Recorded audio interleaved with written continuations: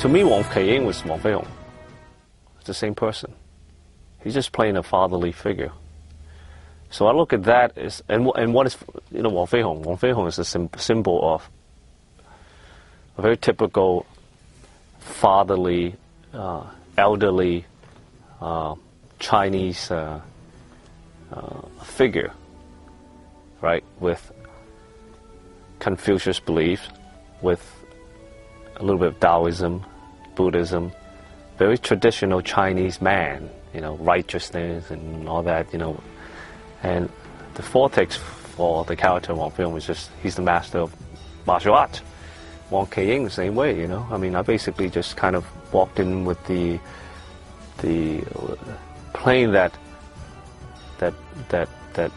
righteous character, and of course the martial arts just kind of come naturally. So everybody knows all the Chinese knows that he's the 10 Tiger from Canton, and he was the father of Wang Feihong, and Wang Feihong was a very famous character played by, of course, Jet Li, Once Upon a Time in China, the series, and as well as a household character, which most of Hong Kong's resident recognizes.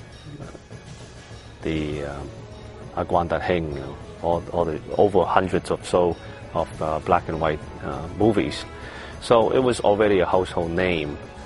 I think produced by Tsui Hark, of course, Iron Monkey. He wanted to explore the family trees of Wang Feihong, and brought that character in, and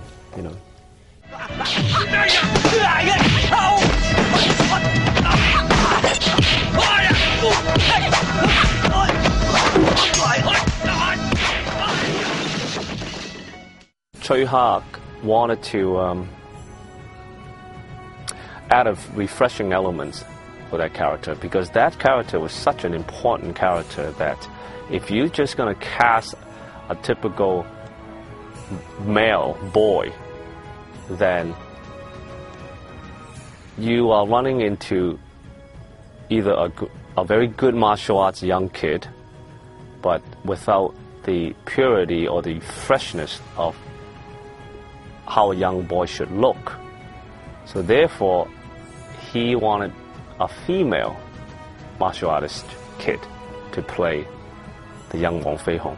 And as the result, you see this feminine side, the soft side of a young Wang Feihong. At the same time, it possesses the martial arts skill level which Wang Feihong is supposed to possess. Well, I don't want to take anything away from the Wang Feihong series that Jet and Tsui Hark, they really broke a lot of grounds at the time. But I just wanted to do something different, and I fall back onto always been my beliefs was to stick with the fundamental of martial arts, which is just the real martial arts trees, the philosophies and the history. Playing the character with a Hong Kun's background, of course, I'm going to try to manipulate that into a visual attempt, which I did, and I presented that idea to Yu Moping. I said, why don't we stick with Hong Ga style with these characters, because in histories, and perhaps it may work. And I remember in the beginning he was kind of reluctant, not to go back to the Hong Ga style, because for many years all the Shaw brothers had played out the Hong Ga. And I told him straight out, I said, perhaps it may not come off that way if I execute these movements with my approach. I'm going to try to come up with a contemporary flavor, and my own rhythm. It would be a Donnie Yen style executing Hong Ga style, rather than some of the actors in the 70s was executing Hong Ga style. So fortunately it came out and it was quite effective visually, and it worked. Well, during that several years, because of the success coming out of Once Upon a Time and also another movie, Dragon Gate, you know, it was the period martial art films. It was the trend during that time. And period martial art films required a lot of over-the-top physicalities like wiring and, you know, flying off the roof, and, you know, that kind of gave us a certain freedom to expand the capability of human physical movement, unlike the late 70s and the early 80s, with all those martial art films would stay grounded. It wasn't as floating as possible, right? So that actually gave us a lot of space to play with. I just wanted to do something slightly different from what Tsui Hark did with Yuen Woo-ping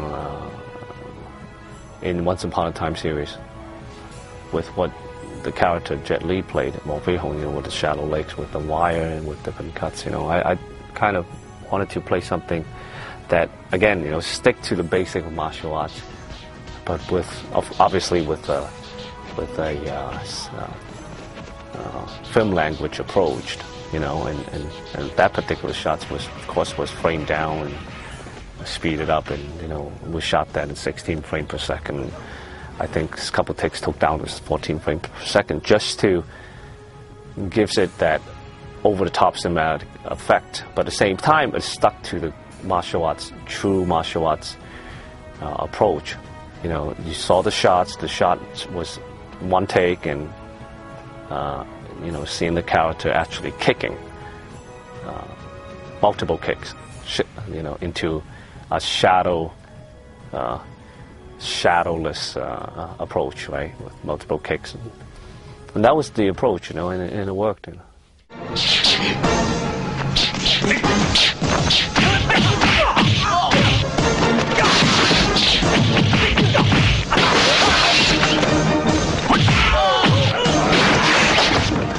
I don't think that was that much. I really don't think that was a difficult move. You know, I mean, it's just perhaps I executed that move nicely.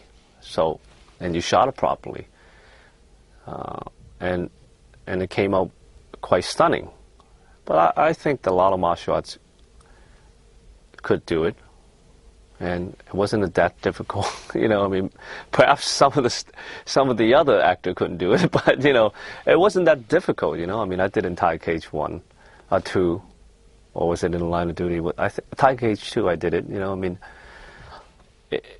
it's just 3 kicks was nothing, you know. I mean, I think I should be able to do 5 kicks on a good day.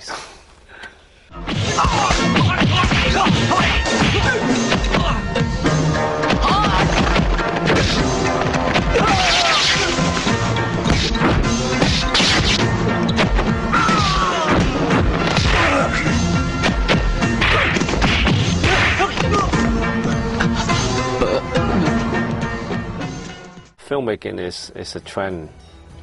Or let me rephrase that.